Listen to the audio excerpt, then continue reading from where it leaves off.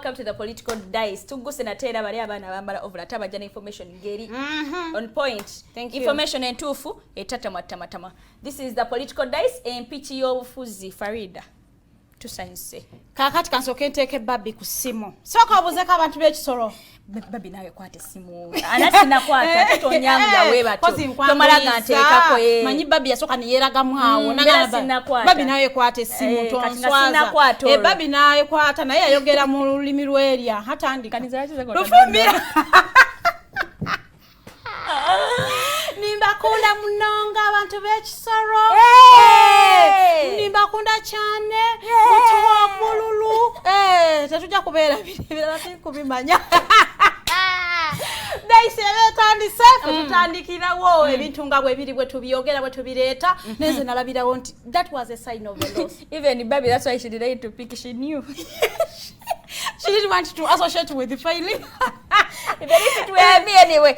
But she was like, anyway, sing again. She had to pick and speak Lufumbira. No, she had to speak Runyankole actually. But those guys can speak Runyankole as well, right? She spoke Runyankole with some Chinyarwanda somewhere. Someone was telling me Lufumbira is you just mix Chinyarwanda and Runyankole and then you get Lufumbira. Yeah. Hey. Eza Uganda zembera n'ababoda everywhere. Buli wamu ntambula mandi mu element abantu mbamba ina babi ngaabuuza ku bantu b'ekisolo. Ngayogedde alumazeeyo. Ng'emizira givuga fasitilede. Abantu baali bayitirivu nnyo. Ne tusoma mu bitabo wano numbers never lie. Simanya numbers don't lie mu. I saw your post. Farida Racho oli kujira.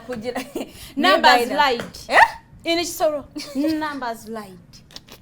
What do you mean when you say numbers lied? Because NUP had the numbers. Ngabagenzo okunga kalulu. Ati babali abantu baliyo. Ababali baze kulaba. Abantu baje bali. Oba tetugenda yo. Kakati njagala nnyo okujjukira bijirwa nkagamba oyagulanga omuwagizi n'omulonzi.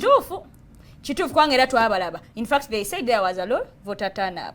Yadde nti bwe mwakunga bajja bangi. We twatuka mu kulonda, they had things to do. Ate n'abantu baali ba NUP baali bafuluma Kisolo bwe bati. Nga konvoyi ya president yayingira. Ne beebuuzaako awo. Nebongako. Era batwala era police yabateganya power. Ngolaba power side eri emotoka eziyitawo nena abanoonya power. Ngolabira ddala nti enjawulo we. Nti bano banoonya bano bayina. Bano banoonya bali baziina. Abanyogala Farida kulika Ekisolo. Wagenda ku boda wagenze n'abakunga. Nagendedde ne bano bafutu bigere. Sima wadde mu ovulo yaffe mayigwe towena. N'agamba. Ozo kwa bafaana n'ogamba kanyamba yo. Okosi nyina okubeera neno omanyi bw'ofaanana abantu they make mistake you to be part of them. Ne bakuyamba nako bakuwaka lancha oba bakuwaka lifuti. So eguliro leete ettuufu nga towaayidde tokonjedde. So munnaye Kisolo ya kwolwo olunaku omukulu Kyagulanyi Ssentamulo yaliyo ku Monday ya wiki eno gye tukubya amabega. Munnange abantu baali bwe bati Kisolo yawuuma. Bagambye mbwe ekyalo kiwuuma. Kisolo yawuuma kwolwo olunaku abantu baali bayitirivu nnyo. Naye era ne President Museveni ku Lwokubiri nagenda campaigningira candidate we. Nera Kisolo neewuuma. Kisolo neddamu neewuuma. Kati ngamba Kisolo kirabika erimu abantu bayitirivu. No. Omanyi ekyaleese obuzibu bagamba mbwe ekiswaza Omuggaga kutana kantula munnange olunaku lwokuna okulonda nga kutuusa fera tugamba kale nga tusooka tulabalabamu tutambula ku polling stations nga tulabira da voter turn up eri wansi abantu tebeetanidde tebajumbidde kulonda kw'Ekisolo voter turn up yabadde wansi ddala nengamba abantu abadde nga ku campaign trail zisino baalazeewa njagala okukubiriza bannange bannayuganda twetanira okulonda saagala muntu owagira buwagizi candidate nga tomulonda saagalira ddala bawagizi batalonda ate mwe abasinga okuba kerere naye mukola bubi nnyo. There was no voter turn up. Ebizibu ebyabadde Kisolo wabirabye bold staffing wale bakutenga babba obululu as in you are taking bululu woteeka mu bandaye mwatuswazi in broad daylight mwatuswaziza abantu mwe nendaba munno gwe wagira ennyo gwe wayagala sultani tana ngakaba ngagamba these ones are stuffing ballot see they're stealing my votes even if they had not stuffed, even if they had not stolen, even if they had not what Sultani made I was watching general video nakola ka professor kenagamba no pitegenda kuweza bululu 10 nze natunudde ku bululu ngamba naye no omusajja ono bijira nokakasa nti batubye ekituufu kyekiriwa Sultani ze mukwala gwange kwagala nnyo nadde mpagira gwe naye ekituufu kya byonna we should accept I know you also knew deep inside she knew deep inside her heart that unless mukama akoze ekyamagero ate sagala Sultani otandike wano byakubeera political prostitute si birungi 2021 wali mu NRM 2024 jidda ku NUP twandira 2026 ngogeza ku PFF terera guma bakukuba akalugumirawo sagala ndanze ba political prostitute si mu byobufuzi wano muba mu taking advantage of the situation tetu byagala nga abagenda mu NUP ofuna card muyitewo tujja kubamenya amanyo olunaku olulala nenga yetogerera independent candidate yachikubye nakawuta buva namanyinga tunaga waliwo ono NRM card Rose she had a lot of confidence I know omukyalo yabadde nga alabira dda yayiseemu I mean president no muskula na Kisolo to campaign for you nga yalabira ddala kaluluko yakakubye dda but like you said numbers ekyo kiraga ki nti Bannayuganda kati babuuse tebakyalonda pate mboli yayina kaadi balonda omuntu nsonga oyina ogenda tuso okukola ebintu bye twagala oba nedda walaba debate y'abakandidate y'aba abakyala nagiraba nze ndowooza ye yasuula abantu abamu nze ani yasinga okubeera composite for you omukyala wa FDC n'oyo independent yabadde mabega nnyo abanga yasinga she was very composed. Why FDC knew she will not get your bulungi nnyo. However composed she was. Aliganga Kamala Harris was very composed. Namusajja namukuba akalwawo mbyokusagirira. Ne bakamutwala ko n'ekisolo bwekityo bwe kyabadde. Ebitagenze maaso tujja kusaba EC eterezeemu. Due to the fact that tuyingira akalulu akanene. The general elections. Tetwagala byabadde ekisolo biddemu mu 2026. Yedde nga bibaddenga wongera temuyina kye mubikola. Because even 2021 people complained of about staffing ekisinga okuluma nti abantu ba NRM be bakola ebikolwa ng'ebyo ate nga bambi byabakamasuka nafuna mini meeting nabo nabaga bannaye akalumwa kwate bulungi temubba kalulu bambi yabawamu ka briefing akasookera ko yes batera still 10 of them were arrested. Tuwa results z'ekisolo tuve wano. Results z'ekisolo wetwogerera independent yeyakulembedde. Omukyalo oyo yadde yabadde independent. Omukyala amuyita Grace amanya g'olunyankole gasumbwa amanya g'aba western galina engeri gye gasumbwamu awo naye nga yabadde Akifeza Grace wemba ndyogedde bimi n'asaasa yawangudde n'obululu 50,459. Wow, bwogata obw'opposition bwonna tebutuuka. Bwonna wane tubagata yabadde ku kisookera nno ddala yabadde ku nnamba emu owokubiri ate nga nere yamugobedde yabadde wa NRM ayina kaada ye yabadde ne kaadi era yabadde na lot of confidence yakubye n'obululu 44,982 that is Kabagenyi Rose yabadde NRM kaada owokusatu ndoza yabadde wa NUP Sultan owange omu bw'ati nadesirako Yadde obululu 903 Rwenda Mama Sultan well done Ndozazeka yabadde wa no yasembyewa sorry no yes UPC FDC no UPC yazeeko nabya n'obululu 362 owa FDC n'akwata ekyokutaano neyo 193 ekyomukaaga yasembye gwe yasembye 157 yabadde wa PPP mwebale kwetaba mu kalulu obuteetiirira yo anti teyadaze teekayo muntu ebiseera biri nga abakyala tebeetaba mu kalulu this time round mwagezezzaako tulabe ekyabadde ekisolo tukomewo ne story yaffe endala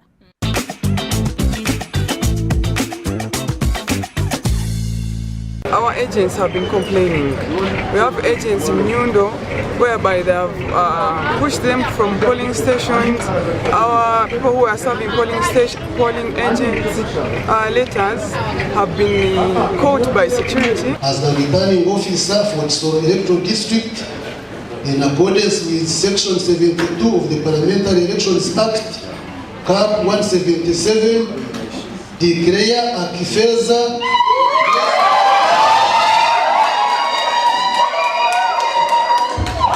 who has obtained the largest number of votes, winner and district woman representative parliament, Kisolo Electoral District. Returning officer, Eyavuma Daniel, declared at 1:30 a.m. District Council.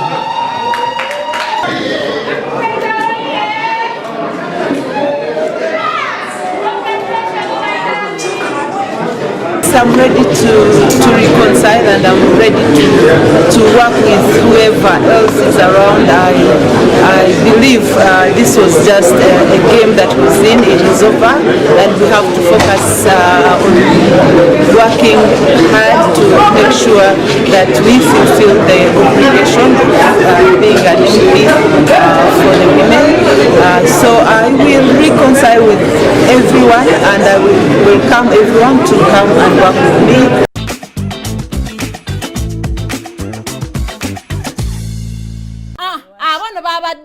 Ngane Mr. President. Naita tudde. Excellence. Yoweri Kaguta cha mbadde ngena mutaka bandu ge mutako kyagulanyi banna. Tibu Kaguta kyagulanyi Museveni.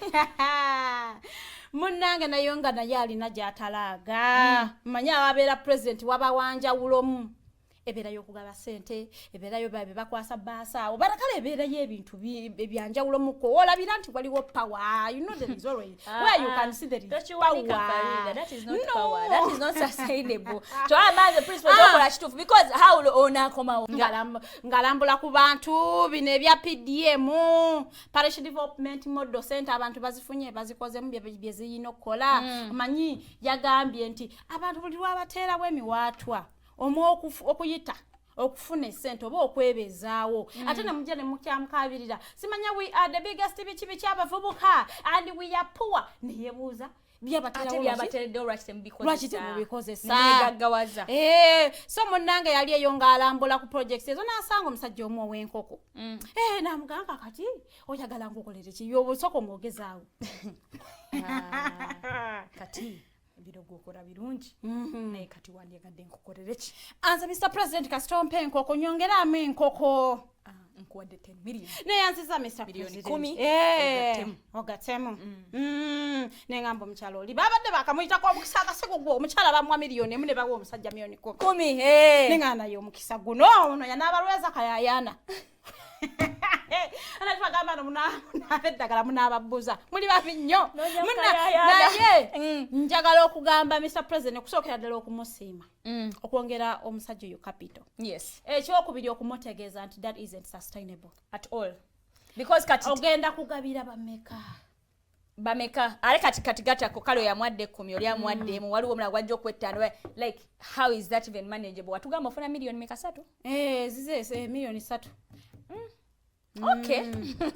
So kyewakoze kirungi okubanga ogabako because ayina budget y'okugaba budgetingira nti zine sente Mr. President yeza akugaba abatambulidde ekyo tetukigaana naye ogenda kukikola paka Mr. President gwe tolaba mu bantu abakwetolodde abaze okulaba ng'obwavu bunyoka buunya you can smell poverty because the million ya 10 zikwate oba zongere kale parish model bagambe nti kati bano kine eno parish njongeddemu sente webati ne webati abantu abasobola okufuna naye kati okwata ne wayandibadde tata Mr. President n'ekirala nze njagala okuloopera nti instead of okugenda ku ground okugaba sente Mr. President tereza abantu bo abali mu offices gye tujja sente zino abantu abo babi nnyo babbi osabotekayo project yabo kadde 10 nakuwa butano nayagala wa accounting million 10 kickback afuka kickback Mr. President. Yes. Hey, so what you did was good, but it is sustainable kubanga obwavu bonji nnyo. We all know it is not a secret. Yes. Mwongerere continue anti abadde yebuza ati avuka kibaka kyakabo obwavu nga tabatadde those. Do you know that Mr. President omuvubuka agenda n'agamba nti agala sente za parish development model oli n'amusasuza atokufuna sente? Yes. Bayogedde kickbacks. So nga munange wagambye wano President I think tutandikire nokukola ku bine ebire kyaganye ebire mesa zino zoba otuwadde okuzifuna oba okukola kye ziyina okukola tulabe Mr. President Palace.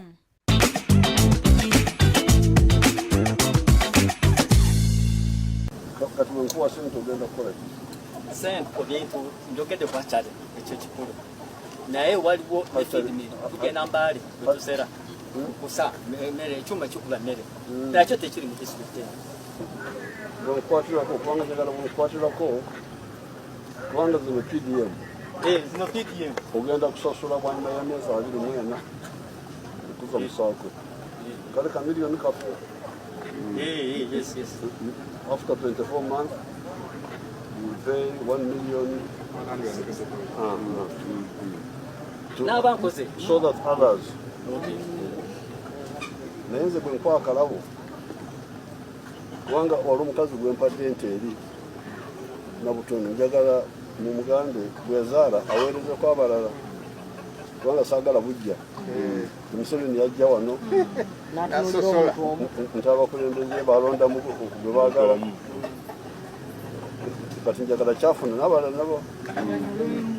So what can I give you which you can now pass on? Kubanga kino ekyange sikyabanja kino segurante wobuwi naye njagala ate kenkuwadde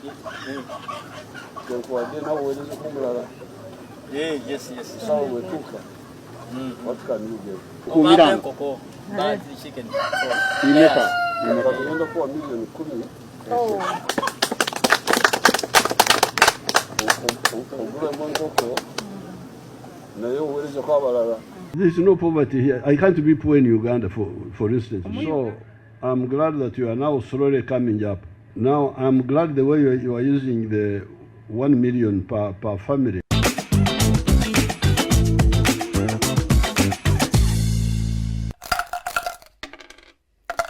President mulabye nnyo very healthy, very energetic. Era nze mwabagamba mbu simanya tajja sobola kalulu simanya biki nze mbatiiriddeko musajja ali very ready. Era akulaga nti naye atandise okukola politics we mpola mpola okubanga atambula mu bantu okubalaga nti obutamwerabira yamukazi ali bize kimu bibiri oluguudo lw'ekasala n'abalusibanga president agenda alitawo kanoli okola ku mulimu otandika kuba simu ate bannaye bakyankwatidde alo president ayita mu konvo ya president yeddatera okuyita ennaku zo kimu bibiri luno oluguudo lwe ne balusibye kimu bibiri lundi balusibye bannaye ali bize but also that isn't good. Please stop inconveniencing us because you are going somewhere. Fe tuli bantu bo tetuyinza kukolako obulabe nga nva ku Mr. President ngenda kudda ku babaka ba oluddo oluvuganya government aba opposition wano toyina nabakulembeddwamu leader waabwe of opposition Joel Senyanyi Bisekyezi kakati munaye Bisekyezi nga tayita press conference lukongana lw'abaana mawulire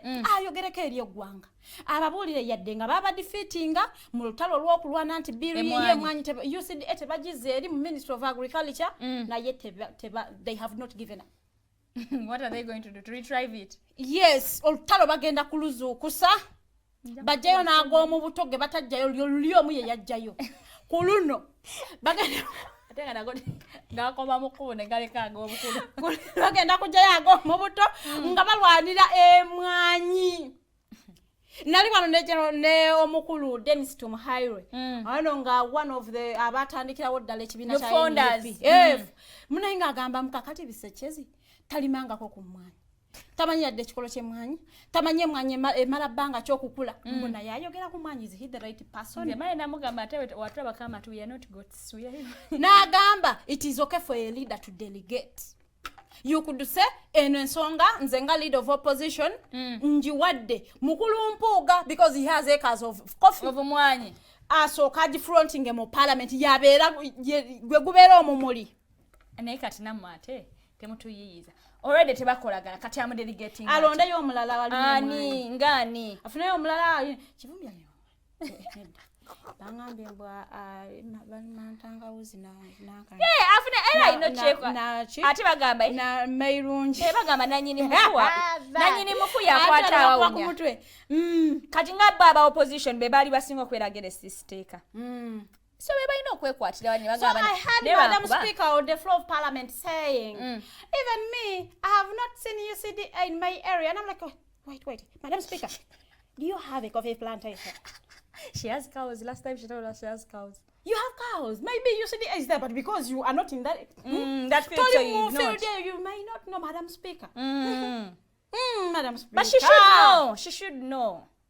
UCD should be visible. Even if I don't have cows. Bano bagambye. Ate kati nanti yadde president yafunvu bidenti ne bagizayo yadde biru bagiyisizza. Bagenda kugenda mu bantu. Abantu berwanira olutalo kubanga beba benefiting mu mwanya. Olutalo baluza mu bantu. Bwebo obuzibu bwabwe. Neli bava mu kooti ne bagikwasa kooti y'abantu byakomawa. Kati batukwasa kiki fe twabalonda batukiikire lwaki batukwasa ebintu. Kubanga fa abalimi fa basobola okuwulira obulumi obwo. Twabuulira naye bali we balwanira mu parliament ne babagoba ne babasuspending for 3 sittings.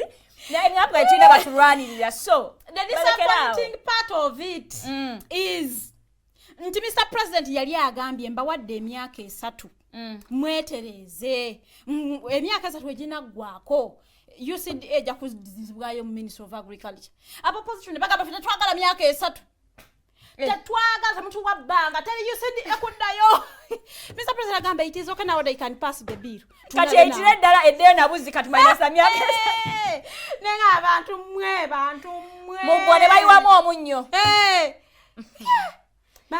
Zomanze mbasaba please Lop nze atesa bamite mubitukwasa ebintu twabalonda mutukiikirire mutukwasiza bingi nnyo ebitulemeredde ng'abantu osanga yawuliranga bamugamba nti talina ki experience mu kulima mwanyinanga kakati tu kadelegating abantu omulimu tuguwa abalimi tatu delegating bano bagambye bwe bagenda kuzuukusa n'ebirime ebirala okugezanga ebyali byagwa pamba negamba pamba yagwa wano netayogera yagwa teka ko vanilla nga ndi mutonga tisoma ngaga mati za greatest cash crop is cotton used to be ne kati bamulima na majani agogo yagwa no kituufu nango omuntu omuyambuziza omugaso gwa majani mu mubiri okujjako okuwomesa chai no galina healthy these are herbs bano bagenda kuzuukusa ebirime ebyo kakati nti balemedde ku mwanya kakati ne bino ebirala bino twala tugende simanya bikajjo kati bajjukidde bagenda kubireeta atwakabire ebikade Mr. President yagamba bano abasoga ebikado mwamutamye ebikado yabaya bijjawo ati kati bibire ebikado koyeza kambi kwenda wewe tulabe ababaka nga bekyanga ku parliament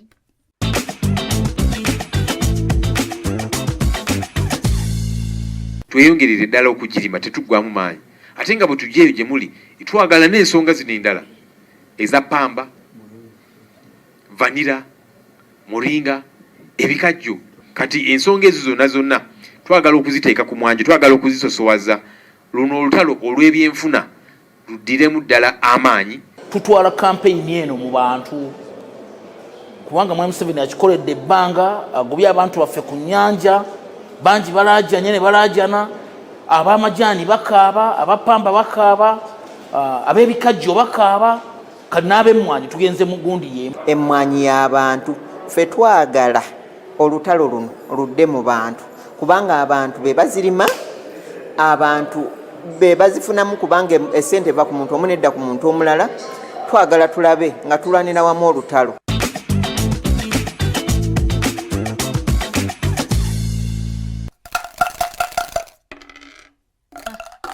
nze bannaye beba ababaka bamwe bemwalonda sibawaayidde naye so bwe bakutuukirira nawe situkiramu gwe batuukiridde kubanga kitegeeza nti bakwesize situkiramu olwane naawe ojeyo naago mubuto olwanirire ekirime kyo batuuka ebusoga naye mujeyo naago mubuto mulwanirire ebikado kubanga ebikado birigula leisi nene kirala mpozi nze kyengamba eno ensonga leka tulemejjirekera balimi bokka kwaba mukufe tunafuka balimi naye nga twali planning investing in coffee sometimes so tukwatize wamu all of us.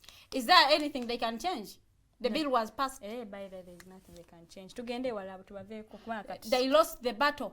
Yes. Not on the battlefield. Mainga tunagenda kulwa. Bafuluma battlefield after okubyamu akafaananyi nga bagenda bawangula. We don't associate ourselves with failure. Bafuluma parliament and they failed twice. Songeyo abo tubaveko Fraida chesha choina. Mbantambudde enzize ekiteezi.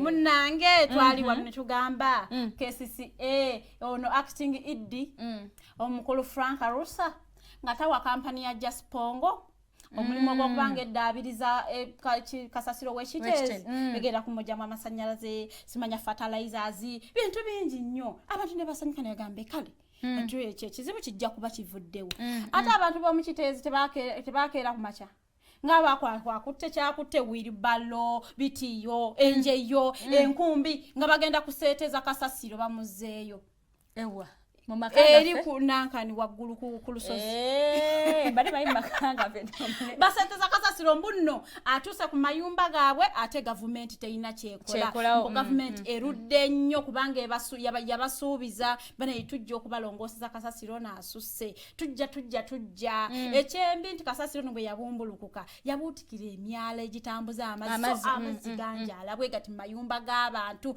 ne bagamba naye tukooye tusula bubi tusiiba bubi omuka gwe tussa mubi twabana baffe endwaddeala ne bagamba so fe abaakera ku makya ne tugula ploti zaffe ne tuzimba amayumba katweweyo tukole bulungi bwansi tweyonje gavumenti etuyambye nga babakana n'omulimu gw'okuseeteza kasasiro ate polisi si bwe yatuukira ne bagamba ani abatumye. Whom are you? What are you? Where do you get the authority and the audacity to get the bitiyo? The audacity is because of our lands. The bitiyo, it's because we breathe badly, we are living badly and you're not doing anything. Mano, tebabaganya kukola mulimu gwabwe, police ne gumbe ekitezi ne gante mujja gukola baba. Abali bagabalinze embuga naffe katutuule wano police jagenda tuddemu. Fatukoye, simanya bichi banono bali bakava ku KCCA nga bakoye nga bakaaba. Batambula kuva kitezi paka ku KCCA. Kuba ne bakuba. Kuluno basaze ne police yagumbawo. Nezo ya sawa saliza chirunga police ekyali awo nega kati mbalaba esine zibaluma ne banyuka mo area MP mwadanko nyingi naye nayi yalabikayo bulungi nnyo lagana yetubere bakaka government tujongereko akadde eri mukola yaddenga kituufu eruddewo naye eri mukola ki erikola holiday waliwo kampani egenda okujja okulongoosa saba naye tukakkanemu ye lwaki mwogezanga yabadde ekiteezi batuwaaka video mwadanko nyingi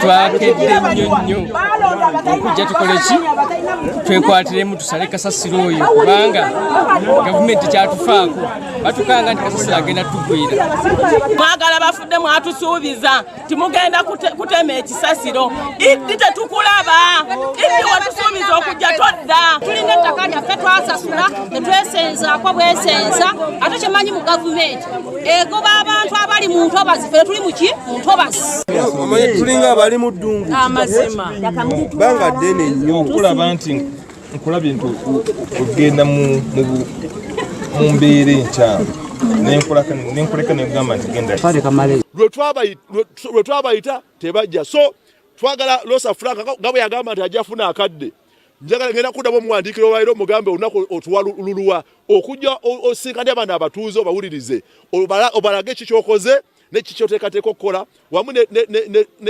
KCCA nga authority number so twagala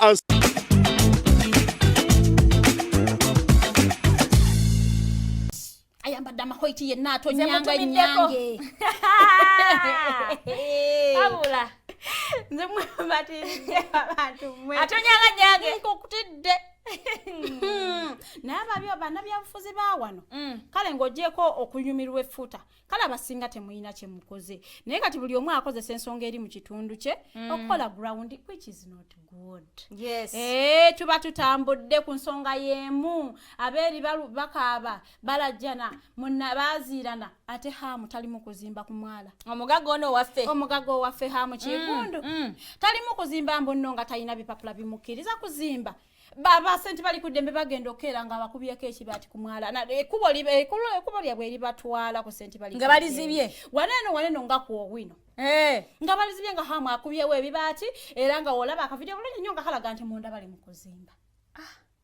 Bano nga bataamufu ovanga ku Munnayuganda n'eddiini. Anti kigambibwa mbu awo wennyini kwekyo ekigo baaziikawo abajulizi okuli sente bali ku ddembe. Abantu bava ebule n'ebweya nga bazze okulaba ekigo kakati ate haamu azibye ekkubo eri batuusaayo. Kiba kintu kibi nnyo abantu abo babadde mu nnaku ennyeta ate okolanga ebiranga naye nga si Mukatuliki. Kaakati munnange bano bagamba tetugenda kukkiriza kubanga haamu azibe ekkubo eritutuusa ku kyakiffe tuwulira bubi nnyo era agambweko gavumenti timutuyambe lwaki azimba kakati awo kigambibwa mbaziikawo omujulizi bazzeketta ne bali ku ddembe. So munnange omukulu ayogerera ekitongole kya KCCA Daniel Nubaine nava n'agamba kakati bamuwadde ennaku meka ennaku eza aleeta ebiwandiiko byonna mu KCCA ebiraga nti bamukkiriza okuzimba ku mwalo ogwo eza so bw'aba taziina ne bamuyimiriza immediate teyeyongerayo mu maaso nga azimba paka nga awaddeyo ebiwandiiko ebyo ne ŋŋamba naye omuntu atandika otya okuzimba mu kibuga nga toyina kikukkiriza kuzimba. Of course akina era ojalaba nga balimuwa wanga kesisi tekimanyiiko ate ng'omwogeza maybe spokesperson yatakimanyiiko oyo spokesperson yatakimanyiiko nenga ogenda notamwatamwambu kale fe ku digitooko kino ne bwe kiti nga tomanyi bifa munda mu digito katulinde tulabe mpazi amayi bagamba akkiriza Mukama taswazwa tusabe nnyo just bamustopinge bagambe toke yadde babakuwawo baki naye tokkirizibwa kuzimbawo naye nga tulwanirira okutaasa obutonde tetwagala etteeka libeere selective nga liriyo beritaluma etteeka likwate buli omu ali mu kutataaganya obutonde bw'ensi because climate change is here and it is real and it is affecting people. Saagala ate bannayuganda twefuule banampulira zibi ng'ate ebintu ayagala nnyo emyala wandana eri hamutawo era eri ku mwala awo kyakayagala nnyo emyala egyo nangambye kirabika so tutambudde nga tuzze ku University y'Abayivu Kasozi Makerere University tubawa akavidiyo kahamu badde mbakoze bubi nnyo.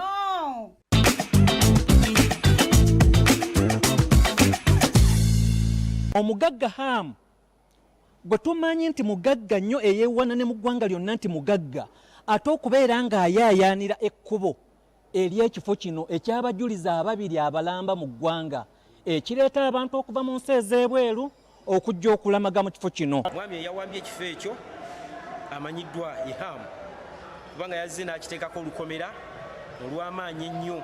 Ne Kereziya n'agisima musimamu ebinnya yonna ne ku mujulizi baze kugubisente bali ku ddembe nawo ng'ayagala ekijja kukikyusa kukyongerayo eri ng'agamba biri mu ttaka lye. Ate omuwala guno gubaddewo ebbanga n'ebbanga so guba gwa lukale oli ne bwagamba muno guli mu ttaka lye naye ate tokkirizibwa kuzimba nga bw'oyagadde ne bwe liba ttaka lye olina okufuna olukusa okuzimba. Ne bwe tuba tulina ssente ng'olina ssente zo ziri wali ate tugwanidde kukola bitajja olina okukola enkulaakulana ng'enkulaakulana eyo etambulira wamu n'ekibuga.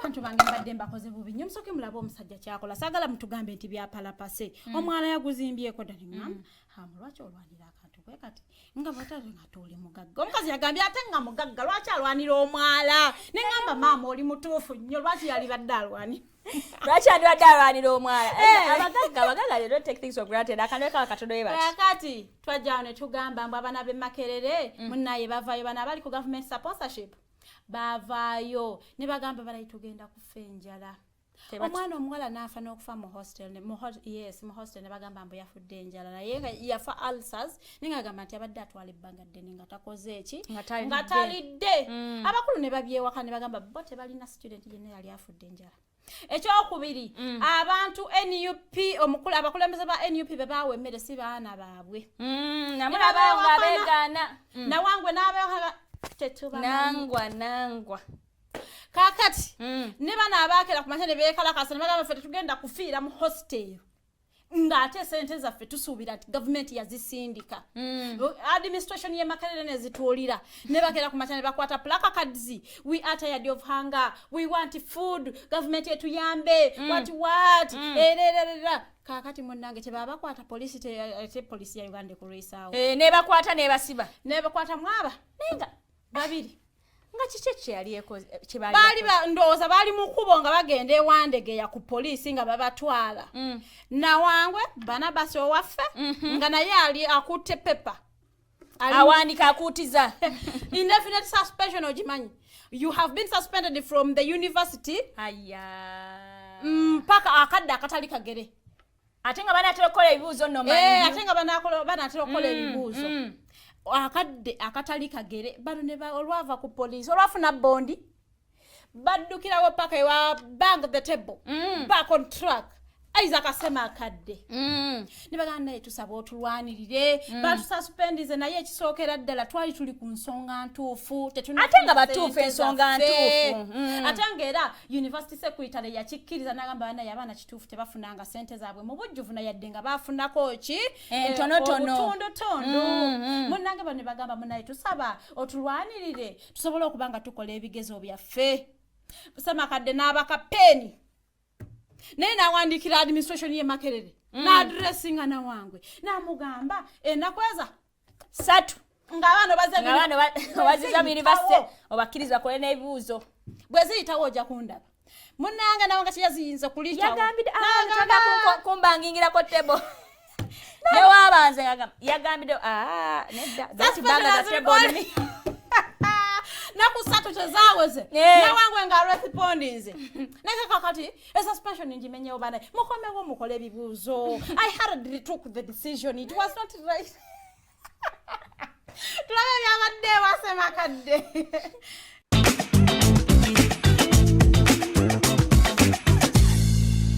Stand! Yes! Like our songs! Yes! I said Unlucky for him, these students have come to the most knowledgeable education lawyer in the country, someone with whom he has previously gone to battle with, and further unlucky for him, this time I have at my disposal 5,800 lawyers. I'm just going to release a division of about 40 lawyers on him to bang his table so he can clearly understand that the old era of terrorizing and intimidating students is over.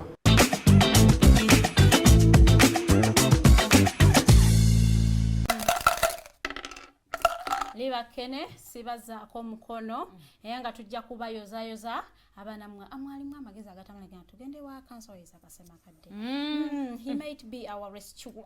Era mbakabira ga Law Society Uganda Law Society mutuyambe omwami sema society bekabirira you never say it's funny just like that you miss your papers just like that you not graduated centers of food but we bati abana mu fees must fall we bagoba ku university ne bata continue winga na degrees abwe you know my university is not a joking university Let me go to any university, but I am not ready for this. Tebagala kubasa kukera ngo bamanyira. But it's a good university. Wekalakaso olabisa omukulu nti abali mu administration tebali mukola. Wema temukola mukizete mukola and better. Nga tumaliriza munange tubeera wane tubagamba naye social media mugikozese bulungi. Twakalaba oli omwana Eyavuma ano kabaka simanya nze kabaka wa Buganda. Simanya oli kabaka mufere. Era nze simanyi babbe ekifo kyange era biki ne bamusiba. Nabeerayo no ddala eruzira era bakansobe bakolera ddala omulimu ogw'amaanyi okubanga bamujjayo era nga beesimbye ku kintu kimu mbukala omutwe gwe tegukola bulungi era bambi abadde butabika for some good time. So munaye wali abaana abalala abakwata amasimu gaabwe kubanga excitement ya smartphone. Not a smartphone, simu ya touch screen. Abamba ina na touch by the way. Muina touch screen. Na ajiteka wao because wa download is a TikTok noda kubakulembeze n'ofutiyanka. Novuma nebo otamanyi nako n'abasobola okulisa familia ya mwene ekikaacho twaliza wamu all together. No bavuma nadda kuli n'abavuma ataba kubaga gamba bwe gatagalinga omuzindalo. Gana ne bwe gati ne ngamba abaana bano empisa zaalagawa. But I think for me, people, there is a lot you can do with social media, a lot of important things you can do with social media. For example, for us, Alternative Digital, our TV is purely online to cost social media to encourage you all to talk to people, inspire people. So kati gwa mwana omuto engeri jova no lipira ndo all people omukulembeze no mulipira gagambo omwana yali wali wakiso jako yakwatira simu ye najetega gweti bulungi najetega nasooka avuma omukulembeze agagamba gane ngatagamo notega ate no nga bwamwewerera bwabo nsobola jangu twekube omanyi mutisatize wala ne yamugamba ajafuna gwagenda nabo bamusaba mukibe bamukube bigo ngamba bro bogamba omumanyi awabula obuvumu babujawa nabugodi Emmanuel banaye video ye aka video katambula ng'omwana avuma omukulembeze ebigambo ebinene kakati bwe yamala nategera nti bamunoonya nadduka nagenda ne yekweke waabwe embale munnange polisi je yamukukunudde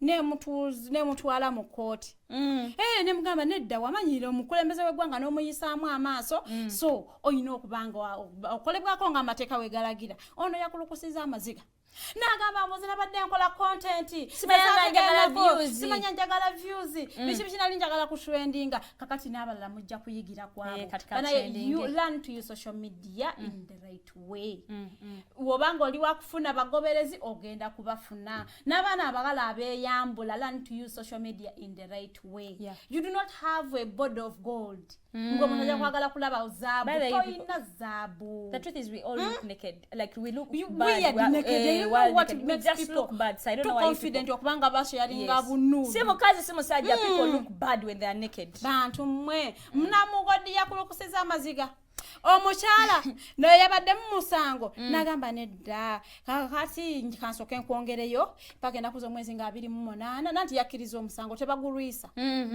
bamuweewo ensala wooyi bamusalire bw'ekibonerezo ati serving obadde amalayo emyezi kana so state yabadde mukambwe nagamba nedda ali mu kwekabya buziga bwa crocodile tears. I agree. No, because I'm an advocate of people that attack others online. Sister Ambilis. Muna yabadde mu musango ogwo yabadde n'abasatu abalala nabo nga bali ku musango gwegumu kuvuma mukulembeze w'eggwanga naye ebintu ebyo si birungi nnyo katulabe ebyabadde mu kooti tukomewo.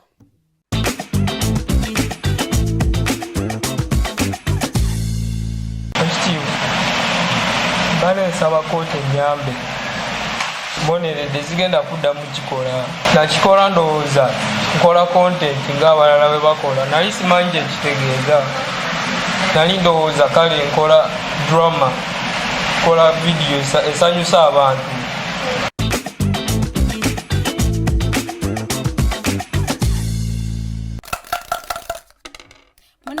Tomaliriza teshiba kirungi kutambulira Uganda wokka katambulireko ebonayire wa Trump nanti twegula twagala visa new president yagamba ono yatandikiddewo dda nagamba zino lotare zabadde nga bateekawo simanya fyazijewo era omukyala Kamala Harris naye yapiarinzeeko yazeeyo bamulabyeko wali eri ngazzeemu okukakalabya emirimu gye nga vice president era bannaye bamwaniriza mu bungi nnyo yafulumye mu mmotoka ng'emizira bwegitewa nga laavu balina nyingi the love is overflowing era twamulabyeko the first time nga kuva akalulu katandika nga bali wamu ne President Biden nga bali mbanyumyamu kakati omukulu president omulonde Donald Trump yatandise dde okulonda abantu bagenda okukola nabo mubbo mwe muli Robert F. Kennedy Jr.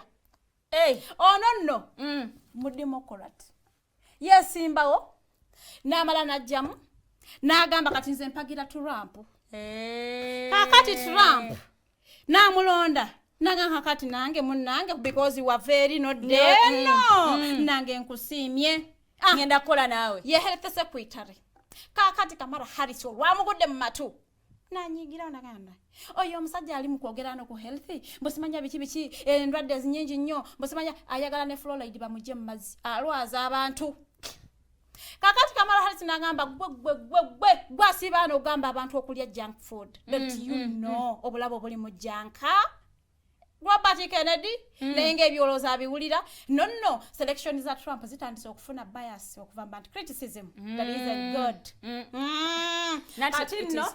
it is too late but anyways it is up to him now he has the right to do whatever he wants tujja kubanga eguliri yafe tulimalira.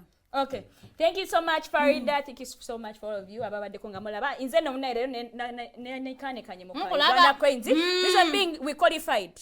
I see. So obachi nenga nero kulisaayo abagenda ku game ya Friday Uganda Queens katugenda Morocco tugenda wa mu AFCON so esawa yona tugerabera Morocco nga tukuba akapiira ndulira kugamba tugenda Morocco ati mu AFCON yobadde omazemu amanyi so muna Uganda Cranes well done ana abazanyi banenze naku zinondoza Uganda Cranes njifiirako simayina kumanya oyinamu oba omusambi gwe weegwanyiza nedda te Farida tudibude kintu abana ano bakula bonana abana bawala bonanga bagweredde nambole ze sirifani wonana mani usagala manya bijikwata mubadde balabi balungi nyaba political race era nga njagala okubasiibulira ano sibazzaako mukono paka next Sunday sawa zibeera 2 tulabagane.